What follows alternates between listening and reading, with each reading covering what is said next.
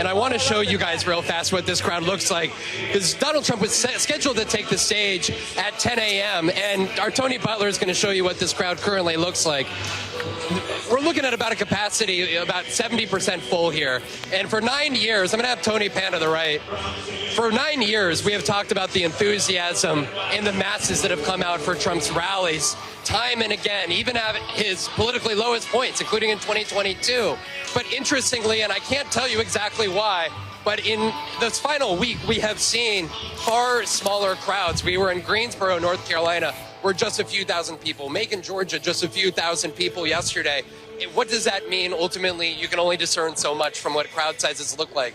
But interestingly, for the first time since I've been covering Donald Trump since 2015, there's been us in the press that have been looking around questioning why the crowd sizes have been less than what we are accustomed to. There are some people that have suggested that a great many folks have already early voted, so they feel like they've done their thing. They don't got to come out. Others have said, look, he's been to North Carolina so many times.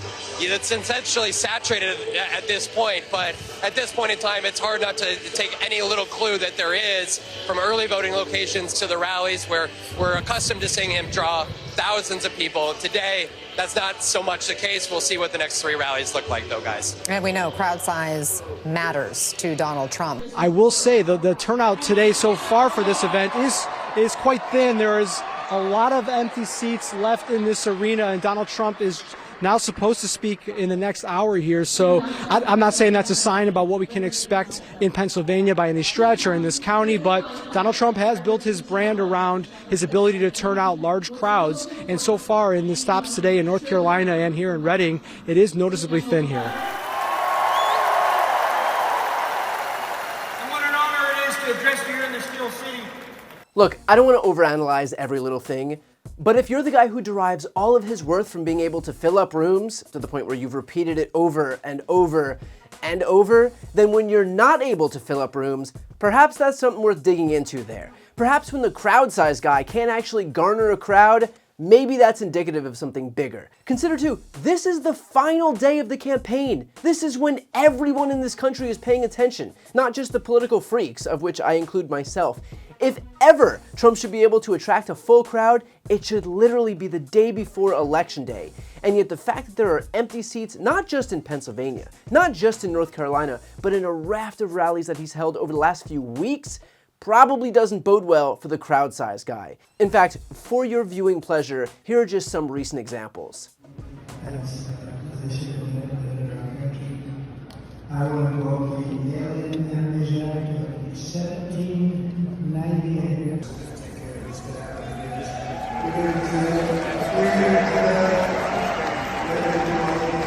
It's just, it's inflamed right now. It's inflamed like nobody's seen it for 50 years. No inflation and energy dominance. That's what we'd have, energy dominance. We'd have no inflation. We wouldn't have either the Middle East or the Russia, Ukraine. What a different world it would be, wouldn't it be? Oh, we can't let them cheat on elections anymore. We will rebuild our cities, including Washington, D.C., making them safe, clean, and beautiful again. Right now we have a capital that when you go down there, you have a damn good chance of being hurt, bugged, something.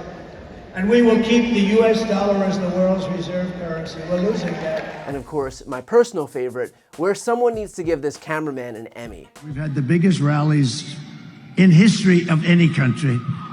And every rally's full. You don't have any seats that are empty. You don't have anything yet. I mean, the one we had today, you missed a beauty. We could have filled that place up 20 times. I mean, that was beautiful. And the Virginia rally, did you hear about the Virginia rally?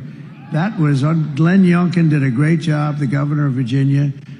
I was talking to him and I said, you know, this is coming to an end. These rallies are coming to an end. We've been doing them, think of it, for like 9 years. We started a year before, and we've had tremendous success. In 2016, we did phenomenally, right? We went in, they said, they gave us a 3% chance, and sort of like amazing, right? 3%. That means 97% for crooked Hillary and 3% for me. And I was saying, well, I went to Iowa and I had 48,000 people and she had about 300 people. And then we went to another one in another state. We had 49,000 people. She had 243 people. And I kept saying, why are we going to lose? Why? Why are we going to lose? And we didn't lose, you know. We ended up winning, and we ended up winning the presidency, right? And that was an exciting night. Remember how it started? It started with a bunch of fake news. Look, there they are. And look, while we might be able to glean a little bit here and there about crowd size and what it says more broadly, ultimately, that's not what's important. What's important is what Donald Trump would do to this country if he wins. And perhaps a growing understanding to the answer to that question is why fewer and fewer people are showing up to his rallies. So let's talk about one of the top issues in this race. It's an issue where Trump has actually managed to blow nearly his entire lead to Kamala Harris, and that's the economy. So let's take a quick moment to compare both of these candidates. Kamala Harris's plan for the economy will be the best thing to ever happen to the middle and working class. $25,000 for first-time home buyers, she'll build 3 million new housing units, and when supply goes up, prices go down. And finally, she'll support legislation to stop predatory corporate landlords who buy up rental homes from colluding with each other to keep rental prices high. I know housing is one of the main issues impacting young people. Only one candidate has a plan to address it. We all know that food prices are too high, and we know that food manufacturers and retailers are raking in record profits right now, all under the guise of inflation. She'll support a national ban on price gouging for food and give the FTC the authority to go after companies that do it.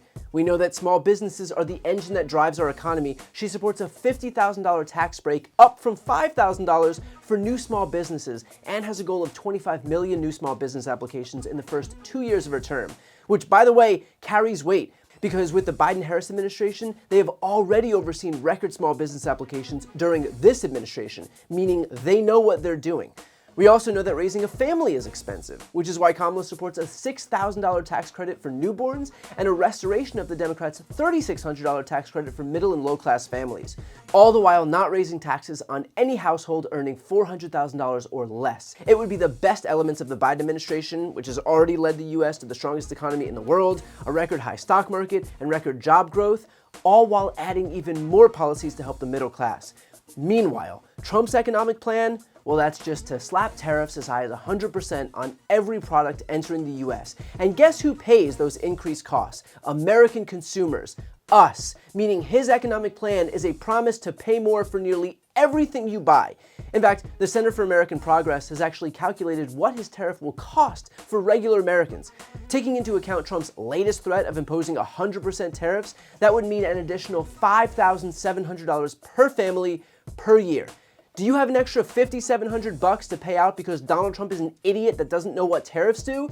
And what's worse, this comes after years of Republicans wailing about high prices, and yet now they're helping promote the candidacy of someone who will ensure that those prices will actually skyrocket, all because that guy is an idiot who doesn't know how the economy functions. Is that a risk you're willing to take with your bank account? And that's just on the economy. Think about the differences between these candidates on reproductive rights, on healthcare, on gun safety, on climate change, on unions, on cannabis legalization. Trump's positions are not representative of the majority of Americans anywhere. He is a danger to this country, his positions are archaic, and on top of all of that, he is so deep in the throes of cognitive decline, he isn't even capable of forming a cogent sentence anymore. If you're wondering why people aren't showing up to his rallies, it's probably because they'd have an easier time understanding a 2-year-old than the unintelligible ramblings of this sundowning narcissist. With that said, it's not enough to make fun of his sparsely attended rallies and his inability to draw a crowd.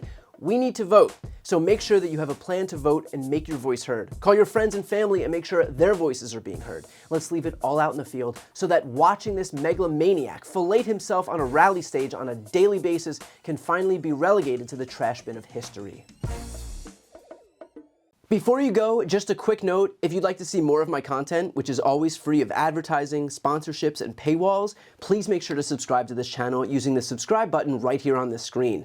And if you'd like to support my work even further, you can grab a copy of my instant #1 New York Times selling book, Shameless, available for sale right now. That link is also on the screen. Thanks so much for watching.